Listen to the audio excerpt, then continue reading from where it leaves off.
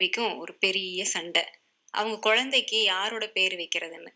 Husband சொல்றான், "என்னோட அப்பா பேர் தான் வைக்கணும்னு." ஒய்ஃப் சொல்றா, "இல்ல என்னோட அப்பா பேர் தான் வைக்கணும்." அப்படின்ட்டு. இது மாறி மாறி சண்டை போட்டுட்டே இருக்காங்க. ஒரு 1/4 மணி நேரம். இத பக்கத்து வீட்டுக்காரர் கேட்குறாரு.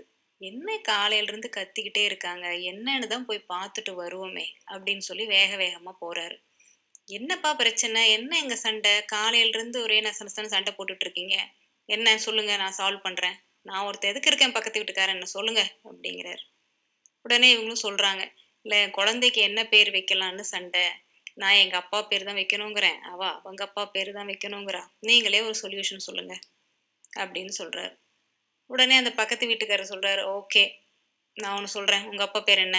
ஸ்ரீனிவாசன். உங்க அப்பா பேர் என்ன? கிருஷ்ணன். சரி ஓகே. குழந்தைக்கு ஸ்ரீனிவாச கோபால கிருஷ்ணன் அப்படின்னு பேர் வைங்க." அப்படின்னு சொல்லிட்டு போயிட்டாரு. அவரு போனதுக்கு அப்புறம் தான் இவங்க யோசிக்கிறாங்க. சரி ஸ்ரீனிவாசன் சரி, கிருஷ்ணன் சரி. அது யாரு கோபால் நடுவுல? அவரே போய் கேட்டுருவோம். அப்படின்னு சொல்லிட்டு போய் கேட்குறாங்க.